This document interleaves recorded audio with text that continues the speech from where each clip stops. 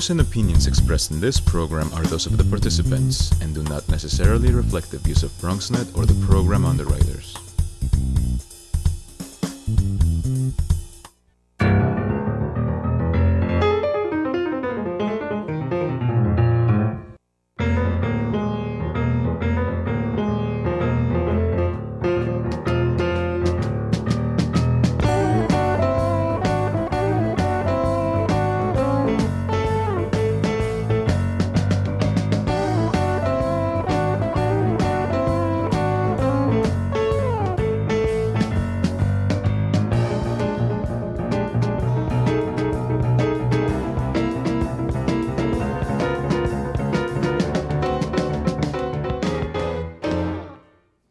Good evening and welcome to Bronxtalk. Tonight's guest has become a frequent visitor to our program, which I am happy about. In fact, tonight Assemblyman Louis Sepulveda is making his 14th appearance on the program. More importantly, he's going to bring us up to date on some vital issues like the anti-Muslim attack that took place in his district, a unique approach to improving ethics in Albany, Bronx development, a look at the past weekend's snowstorm, and much more. To ask questions or talk with the Assemblyman on the program, you can give us a ring at 718-960-7261 or send an email to us at bronxtalk@bronxnet.org or post them on our Facebook page, and we'll read them on the air during a future edition of our program. For the here and now, he is the Assemblyman in the 87th District in the Bronx, which includes the Bronx neighborhoods of Parkchester, West Farms, Castle Hills, Riga, Van Nest. Welcome back, Assemblyman Louis Sepulveda. Thank you for joining us. Thank you for inviting me for the 14th time. There you go, but who's counting? Listen, the bottom line is, and I know because we talk about this sort of thing all the time, you believe in responsiveness. You believe it's important, whether I ask an easy question or a tough question, it's important for people to know what you think, yes. So that's why you're here. Well, thank you. The snow, how did you do in your district? Now, we've seen on TV, we've seen on the news, that many neighborhoods in Queens are still complaining that they haven't been plowed. There are some areas in the Bronx I am aware of that have not been treated as well. What about your district? Well, I think the city of New York, the mayor was very responsive to our district. Look, you know, when you have a storm of this magnitude, you're not going, not everyone's going to be happy. But I can tell you that when I reach out to sanitation, people were contacting me through the social media, through my phone, through email, through text, and indicating areas that hadn't been plowed, streets that hadn't been plowed. And we reach out to the Department of Sanitation, we reach out to the commissioner. And I'm happy to say that I think the city did a very good job here in the Bronx. When you have a person like Senator Ruben Diaz who's critical of a lot of things, praising the mayor for the great work that he did. I saw that statement he put out today. Absolutely. So the mayor was very responsive to the 87th Assembly District, and we should be happy for that. You know, I have to ask the political question, whether you rolled the dice and you know, got a 7 or 11, but you did support the mayor when he was running for election, where many of your Bronx colleagues did not. Right. That's got to play, not to say that he wouldn't treat any district well, but we were talking earlier that you're able to get him on the phone in situations like that. It's got to help. Well, I mean, look, I have a relationship with the mayor, and the only thing that I use, that relationship is to benefit my community. And so, you know, I'm sure that the mayor is concerned about the entire Bronx, regardless of who supported him. I mean, that's been my experience with him. But I'll do anything for my constituents in my district. And if that means call the mayor directly or call the commissioner directly to get a street plowed, then I'll do it. You told me, I don't want to reveal anything, but before the show you said you spoke to him directly in relation to certain trouble spots in your district. That's correct. Anything you want to add about what you learned this snowfall, maybe for the future, or are we really washing our hands to some degree and moving on? Well, you know, one of the things that we learned is when you have probably the second worst snowstorm in the history of the city, that the amount of preparation, the amount of work that it takes is just enormous. And not everyone's going to be happy. People are going to be complaining because some streets aren't plowed. But in total, I think that the city excelled. I think the city did very well. And the Bronx, as a community, should be happy with the work that they did. The right decision to open the schools? Oh, I think so, yes. Because we were able to travel, so subway stations were open, so yes. Let's talk about something even less pleasant and significantly less pleasant than this horrible attack, an anti-Muslim attack, yes, on a gentleman in your community. You have a huge Bangladeshi community in your district. I'm just going to ask you open-endedly, what do you think? What do you make of what happened, and where are we at in terms of number one, the case, and of course, number two, relations in your part of the Bronx? Well, I think with this experience ran the full gamut of emotions. First of all, it was such a wonderful experience to see the community, regardless of their faith, regardless of their beliefs, galvanize, demonstrate outrage and support to Mr. Rahman, who was the victim, who was attacked. He was attacked at a school, picking up his 9-year-old niece from an after-school program. And these two young men blindsided him. They knocked him unconscious. They nearly broke his eye socket, broke a rib. And we went to Mr. Rahman to assist him. I reached out to members of Christian faith, the Hindu faith, and to a person, everyone went to show their support. The community rallied around our rally against religious intolerance, and that was an extremely wonderful experience, at least for that component. The sad part is that it was two young men, two teenagers, a 14-year-old and a 15-year-old. And anytime you have teenagers acting this way, look, we don't know what's happening in their homes. We don't know if the rhetoric that you're hearing in politics today, especially from the conservative right, people like Donald Trump, Ted Cruz, all this Islamophobia, had some kind of impact on these young men. But it's sad when two young men have damaged their lives to this extent. Who knows what's going to happen to them if they're charged with hate crimes, as I believe they will be, whether they're going to spend time in prison. It's a sad day when young men, a young 14-year-old and a 15-year-old, have now, to some degree, ruined their lives.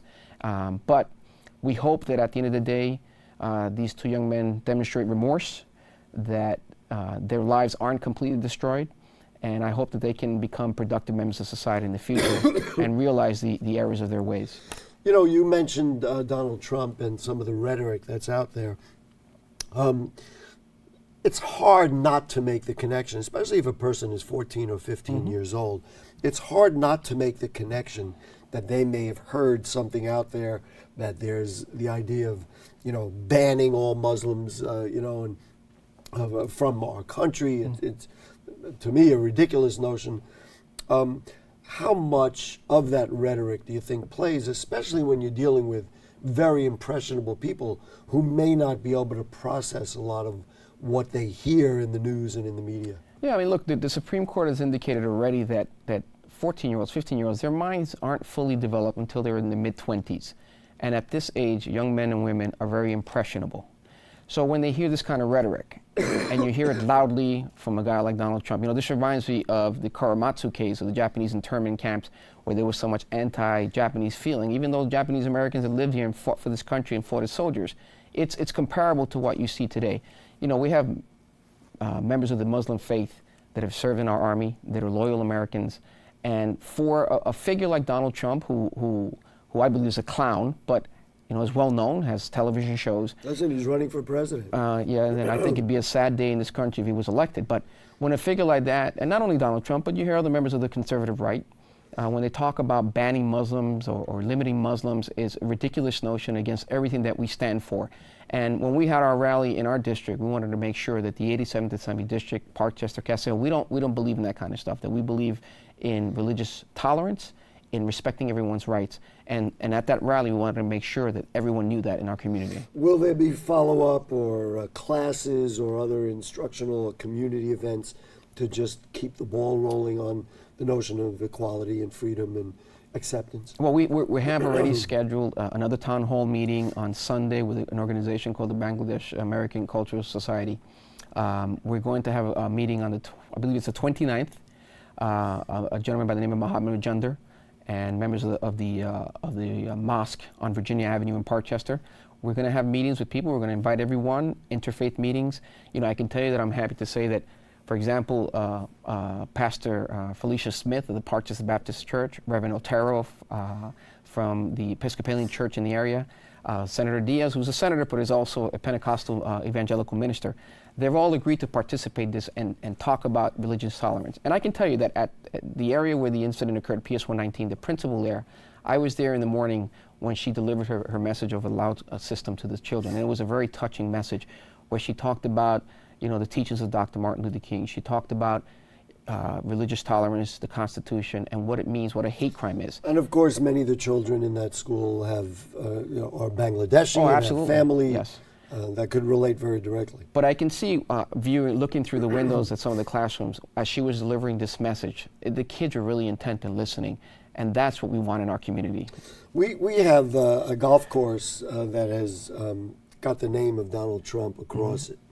Do you think it's time to, now I realize there are some very significant legal issues, but even to make a stand, do you think it's time for the people of the Bronx, the borough president or others, to say, you know what, we don't want his name on our golf course? Listen, I would like to take his name off of anything in this country. We cannot name things after people like this. I mean, look, there have been presidential figures, people like Robert Moses, who were, history has demonstrated they were known racists, and I would like to take all their names off. I mean, I like people in this country, when you have a symbol, a national symbol, a golf course, anything that has a person's name should reflect what this country and the Constitution reflects. And these individuals don't. Donald Trump has no place, his name has no place in our society. So if that came across your desk, you would urge whoever powers that be or others to say, you know what, now let's try and make that happen. I would push for it mightily, absolutely. Okay.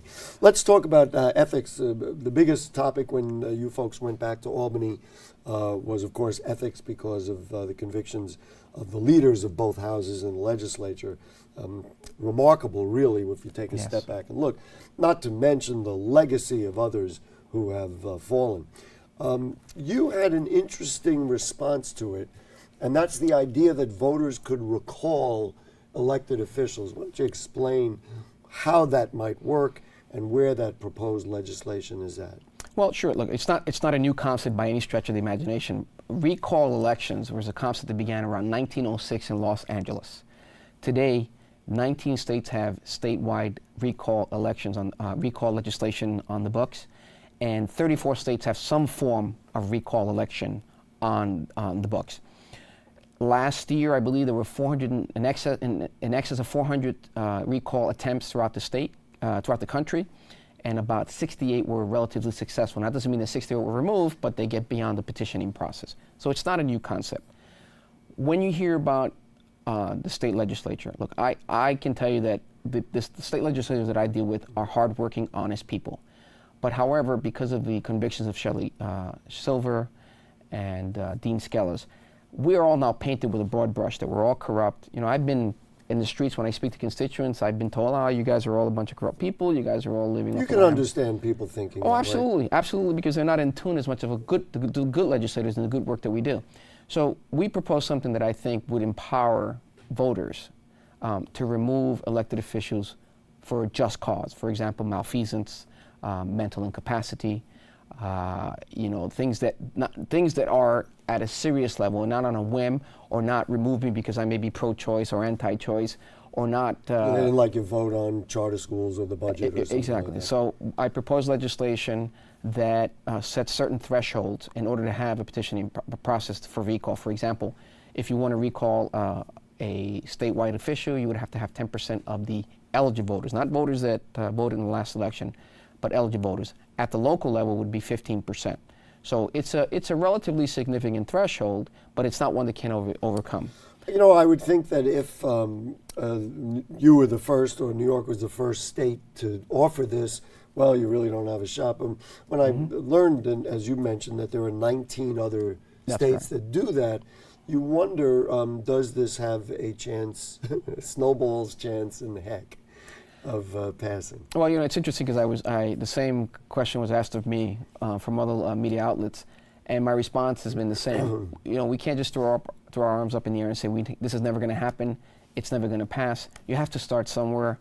One thought gay marriage would be the law of the land in the state of New York. There were a lot of pieces of legislation that people thought from the beginning it would never happen. We have to give the voters the right to recall people who aren't doing their job if they're elected. I believe it would increase the number of voter turnouts on recalls.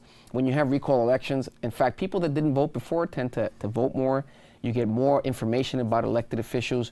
So, of course, it would have to pass 2 legislative sessions and then a constitutional amendment.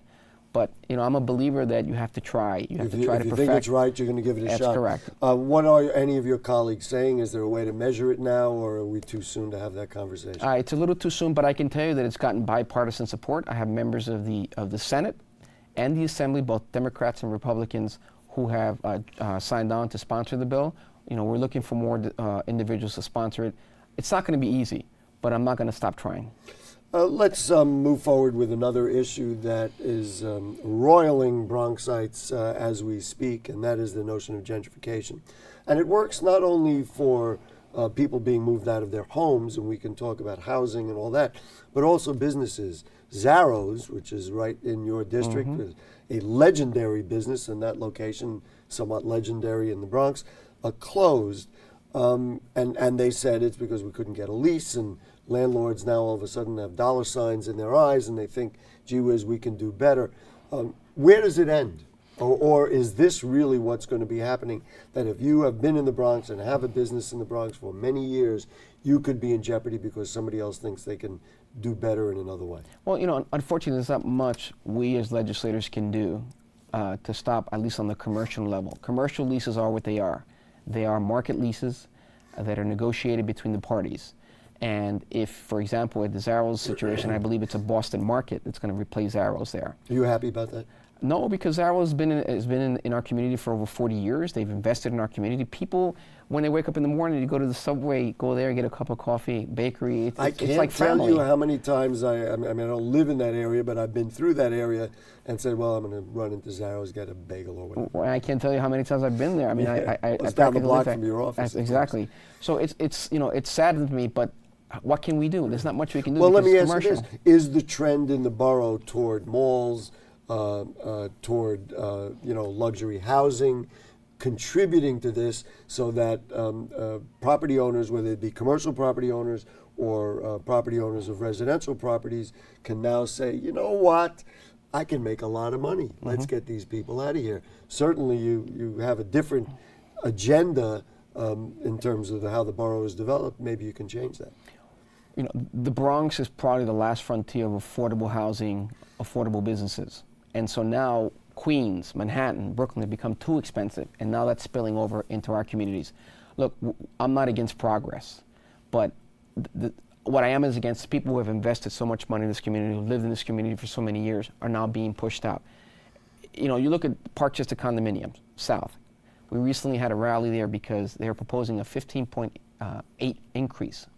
They tried to begin in January. We fought. That's a ridiculous amount of money. It's ridiculous when you have seniors and people who live on fixed income. And you have anybody. I mean, unless they are like Donald Trump. No, it's hit hard. I've had people like the single mother who is barely getting by, and a 15.8 increase beginning next month is the difference between her remaining there and her leaving.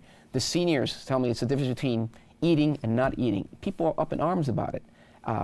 But that's what you're seeing. It's become priced out. And I believe that when the Metro North train station on East Tremont comes, those prices are going to continue to rise. The value of these condominiums are going to rise. They're going to be more expensive. Hopefully people that live there already can benefit from that. But I'm not too hopeful because of what's happening with the expenses there. You said, I think a couple of times, that there's not a lot that legislators can do. But couldn't there be legislation, either fix prices or, make things relative, certain volumes of increases are not allowed, those kinds of things? Can you have legislation to interfere with the market? I mean, I know we have legislation now, for example, when you have rent stabilization and rent control, the rent control is not as prevalent as it was before. Rent stabilization to protect affordable housing for people. It's a very difficult challenge. You have to try to strike a balance between what was there and economic progress. Right. Will Boston market bring more jobs to the community? We will see. But it saddens me that, in fact, some people will not be able to afford to live in that area. Not only just Parkchester, but you look at Castle Hill, West Farms. This is a Bronx-wide issue. Oh, absolutely. We have talked about it and we'll continue to talk about it. Yeah. Right. It's we hopefully that something can happen to create a balance so that people can remain here. Yeah. Let's go to the telephone. Our buddy Bob from Riverdale, we haven't heard from him in a couple of weeks, is with us. Bob has been with us since the beginning of the show, as a matter of fact, 21 years ago. Hi, Bob. How are you? How are you, Gary? Thank you. Good. I didn't know it's been that long already. My question to Assemblyman Sepulveda. Now, there was talk when Bob Johnson was district attorney that you would be running against him in 4 years. Can you say that same thing, that you'll be running in 4 years against the current district attorney? What do you expect from our current district attorney? Great question, Bob. Thank you very much. Well, right now I'm happy being the assemblyman in the 87th Assembly District. I like being in the position that I have right now. I haven't even thought about the DA's race. There was speculation that I'd be interested in running. I was honored that I was considered. Right now we have a new DA, and I wish her nothing but success. I hope she fixes the mess that Robert Johnson, as we discovered later on, the mess that he left behind. And again, I only wish her the best of luck and the best of success, because if she succeeds, the Bronx succeeds. Would you have an interest? I mean, just to follow up on what Bob had said, would you have an interest at some point? Well, I don't know. I mean, I'm 52 years old now. I have a family. I enjoy my family, and my focus now is on being the best legislator I can be in the 87th Assembly District, and being the best father and husband to my wife and sons. Was that a mistake, the way that all came down? The fact that voters felt like they didn't have a real choice, and that it was kind of maneuvered to get her on the ballot. Look, the most I'll say about that is that the process was very imperfect, and I think to some degree we could have done it in a better way. But she's there now. She's the DA, and again, if she succeeds, the Bronx succeeds. Let's get into the budget, the state budget. I thought it was a little bit strange in that, the big news the day after the governor did his State of the Budget speech was that he was going to force the city to pay up. It was something like $460 million to pay for CUNY. And then, the mayor was like, are you kidding? What, are you just going to write a check? And then it seemed the governor backed off. What do you make of all that? And is it time for the state to get out of some of the funding for CUNY and public schools? Oh, absolutely not. I mean, it's not just CUNY. It was also some Medicaid services that were going to cost the city almost between $800 and $900 million. It wasn't just the mayor that was not happy about it. I think downstate legislators were not happy about it either. Including you. Including myself. I was very upset about it. When you talk about CUNY, and to some degree SUNY, but CUNY, it's the last bastion of affordable education for people in the communities that I represent, the Latino community, African American community. And when you take funding away from CUNY, the city may not have it. When you take funding away from it, then you're taking funding away from the educational institutions that are helping minority communities throughout the city of New York. And so anything that impacts that is a severe concern to myself. And I can tell you that 99% of downstate legislators were up in arms about that proposal. And that's part of why you think the governor seemed to retract that idea. Look, I haven't spoken directly with the governor. I don't know his sentiments, but I can tell you that if he's reading the pulse of the Assembly, I cannot speak for the Senate, but I can speak for the Assembly. I can tell you that to many, it was a non-starter. The president has talked about it, and others have talked about it. Certainly Bernie Sanders has it out there, the idea of free education for community college. Your thoughts? Absolutely. I'm all for that. It would be a great thing. Can the state of New York handle that? And I mean, certainly, without getting into the Sanders proposal, it's talking about raising taxes. Is that what we would need to make it happen? Look, we're very creative with our budgets. The state of New York is one of the richest states in the world, and certainly we can set aside monies different ways. We have a lot of forfeiture monies now. There are different ways to skin this cat. And, I believe that education should be free no matter where you go, be it 4-year colleges or 2-year colleges. Call me a socialist if you want. I'm not a socialist, but, I don't do labels on this show. Well, that's a good thing. People who've been watching for years know I don't do that's why I've been here for 14 occasions. But, education is the great equalizer in this country. And so children who want to educate themselves, it's the way to progress, it's the way to get a better life, it's the way to attain that American dream. And so if we can do it for free, then I'm all for it. Assemblyman, we have about a minute left, so in that time, aside from your own bill about recalling elected officials, what would you like to see happen in Albany, and what do you really, number one, want to see and expect to see through the 2016 season? Well, one of the big topics for me is to increase even more educational monies for education. Again, in my districts, we have very low graduation rates. The schools are not doing as well, and we need more money, and we need better programs for our kids. So let's start with that. Also, you look at our incarceration rates that have decreased in New York. They've been decreasing for the last 25 years. A dream of mine is to raise the age. The governor has proposed that by 2018, the age of criminal conviction for adults will be raised to 18 years, criminal conviction to 18 years old. So that's something that I'm looking forward to. The DREAM Act, again, will help education for students that, you know. You think it's reality? I think it It's will certainly on your side of the aisle it is. You know, it has to be reality because we educate these kids from kindergarten to 12th grade. And what happens now when they want to go to college? Assemblyman, thank you. We'll look for your appearance number 15. Well, I look forward to it. Thank you. Thank you for your time tonight. Folks, if you have further questions or comments on anything you heard on tonight's show or anything going on in the Bronx, then email them to us at bronxtalk@bronxnet.org or put them on our Facebook page and we'll read them on the air during a future edition of our program. We ask you to like Bronx Talk on Facebook, and you can check out the archives at bronxnet.org. You can find Bronx Talk on the lower right navigation bar. Now, next week, a public school teacher who is retiring after 47 years in a Bronx high school will talk about his career as well as get into what is really going on in Bronx high schools. You might have read about him in the New York Times today. Then the week after, February 8th, a developer who is building housing on a large swath of the South Bronx and a project that has rankled some, Keith Rubenstein of the Charrett Group, is scheduled to be our guest. February 15, we will host the debate for City Council in the special election for the 17th CD. And on the 22nd, Borough President Ruben Diaz will be our guest. A lot of good shows coming up. We always get you right to the source. Thanks to our producer, is Dalia Gonzalez, to our director, is Shirley, to Helen, to the cast of Thousands, to Assemblyman, and to you. See you next week. Good night.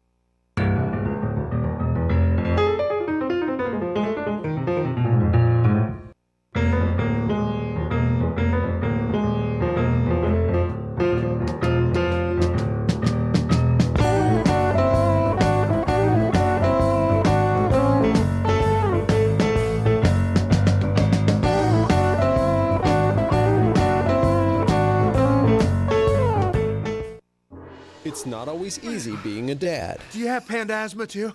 Does that run in the family? This is the home of the most priceless kung fu artifacts. But when you make an effort, Dad, we're not supposed to touch anything. Oh, sorry. Go long, son! it's always worth it. Whoa, master! The smallest moments can have the biggest impact on a child's life. Take time to be a dad today. I am gonna get you. I'm gonna get you. Call 877-4DAD-411 or visit fatherhood.gov to learn more.